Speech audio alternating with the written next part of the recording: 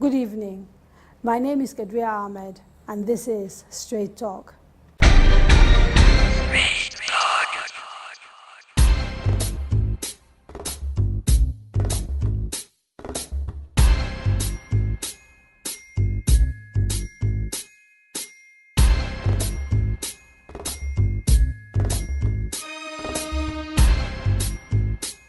My guest today is an artist, writer, poet, filmmaker, photographer, and fashion designer. His visual art is exhibited across the globe. Galleries in the United States, Europe, and Africa regularly carry his work. His art has graced catwalks and has adorned the bodies of some of the most beautiful women in the world. He has illustrated book covers for leading writers, including Chimamanda Adichie, and his own writing has won numerous international awards. During the just concluded pause, he turned activist, using his work to promote peace during the elections and beyond. He's been interviewed by leading media like CNN, the BBC, and the Financial Times about his work. His academic qualifications, a degree in English literature from Ambrose Ali University, Ekpoma, 2 master's degrees, one in technology management and another in creative writing, both from the University of Maryland, are clear indications of my guest's refusal to be labeled neatly and put into a box. On Straight Talk today, I'm pleased to have with me Mr. Victor Ehikhamenor. Welcome to the show. Thank you, Kadaria. Now, I struggled there to introduce you because you do so many things. How would you describe yourself? I would say I'm an artist, and anything that lends itself to creativity, I indulge myself.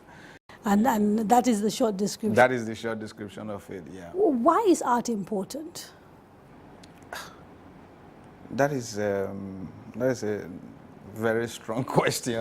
It's quite, art is everything, if you ask me, you know. So art is everything, and if you're an artist and you begin to see it in every facet of our life, even if you are not an artist, you realize that if you are pointed to it, you realize that everything you do, like styling of your hair, you know, the way you make up, it's all art, you know. So, but beyond that, the house we live in, you know, the architectural designs, you know, the flowers, nature by itself is art, you know. So art is fundamental to life. It's almost like air, you know. It's not that we need it to live, but we need it to enhance the essence of life, I would say.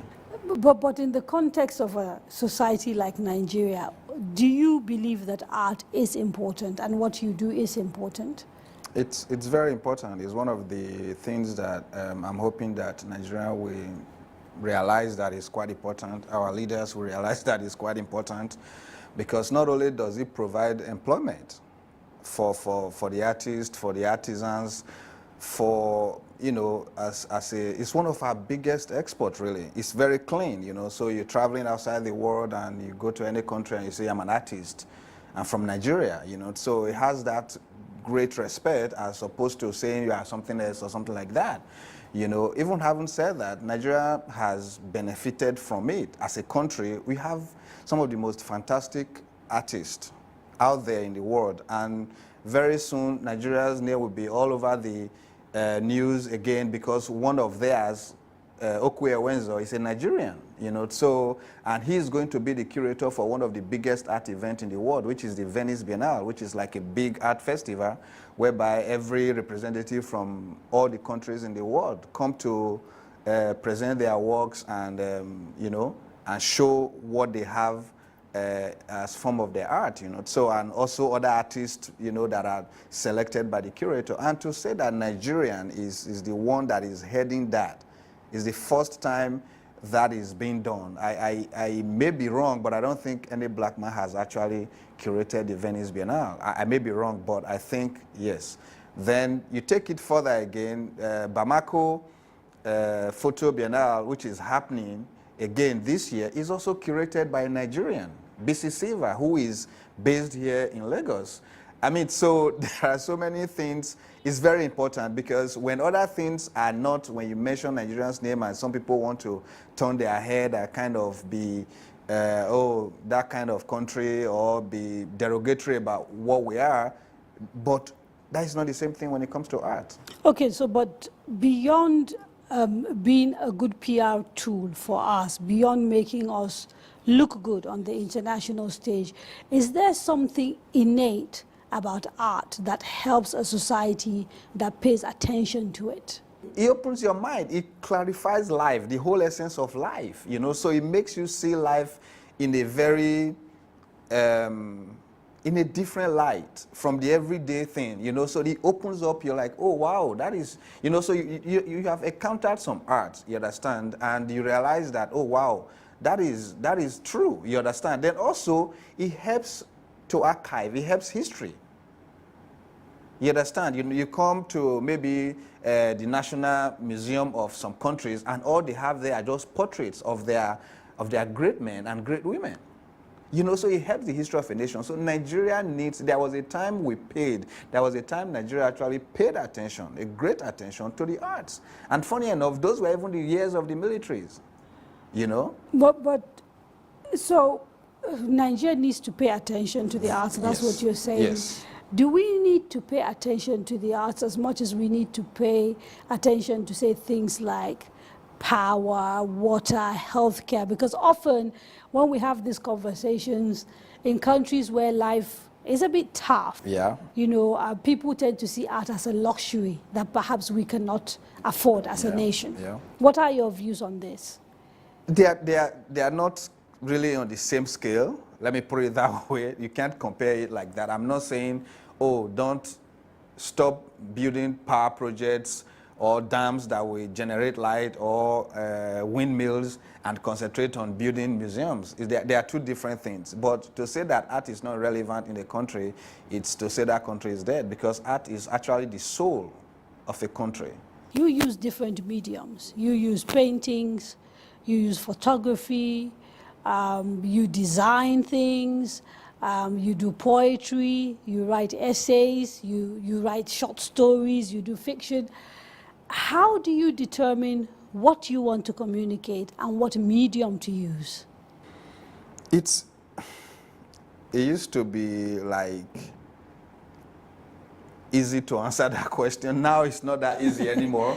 It depends on what at the moment, you understand? You know, so it's kind of like, okay, if I want to tell the story of my growing up and everything, how can I really capture that in one picture? It will be hard. So I'll say, okay, fine, it's better to write a short story about my growing up, about my childhood. If I want to write something about, say, maybe something is going wrong in the country and I realize that, okay, if I paint it or something, it's probably going to be only in the gallery, or it's not going to reach a wider audience. You understand? So I now switch to writing. So your audience help you determine the medium to use? The message, let's put it, not the audience per se, but the message, really. But I I've guess you seen can say some the of your audience, yeah. paintings that are quite political. Yes. And so that doesn't seem to sort of... I give you an example, one that I remember very well, and it was, I think, a mixed media installation. It was an installation. There was lots of newspapers, there was a typewriter, Yes. you know, then there was a lot of paintings, and I'm trying to remember the name of that work, but what was it called? Can you remind me? Clackety Clat of Ineffective Policies. Exactly. So, that was a very political statement in an sense, installation. yeah. So you didn't use, essays or To do words that. to do that. No, You did use some words, but yeah, no, use we words. don't. Sometimes they all come together, really. You understand? You know, sometimes they all come together. Sometimes I strip them. You know, like that one, then the one that I did with the generator, I was talking about the power issues in Nigeria as well, you know. So for deciding what medium to use, again, you can say, okay, fine, the message, okay, the audience that I want to target, the audience that I want to reach. You know, if I know that if I'm talking to a governor and he's never going to enter a gallery or he's never going to see my works on Instagram and everything, but I know he will read a newspaper. So then I know that, okay, fine, this particular message that I want to put across, I need to write it and publish it in a newspaper. Do you always produce works that have something to say, or do you sometimes just produce for the sake of beauty, for the sake of how they look visually? I don't always produce for what they have to say. Sometimes, majority of the works I produce, especially the artworks, are actually for me, because it's very therapeutic for me to actually produce the works. So I always say that when I produce work, when that whole process of producing the work is, I would say spiritual, you know, in a way that it helps you concentrate, it helps you, it takes you to a different realm. When I'm in the studio, I'm in a different realm. When I'm working on a piece of work, I'm in a different realm, you know. So majority of the works that I produce is actually for myself first. Then if people now appreciate it and they like it and so on, then it's a double blessing, I would say. I appreciate that. But first, I'm my own first audience. So you're the same person, different mediums. Again, you know, photography, video, fiction, you know, factual satire. What unites your work across the mediums? Is there anything, and what differentiates them? Is it just the fact that they are sitting on different platforms? I would say humor and history. Those are the two unifying things that run yes. through. I like to serve people something, even if it's going to be a bitter pill. I like giving it, and you know, there's no need hitting somebody in the head with something, you know. So that is why some of the works are not volatile, but you leave it. When you step away from it, then it's speaking to you. So I like humor, which is why I deal with satire a lot, you know, and I like history, you know, kind of bringing back and say this is where we are coming from, because if you don't know where you are coming from, you are already lost. It's time for a break. When we return, we delve a bit further into Mr. Ehikhamenor's many works. Don't go away.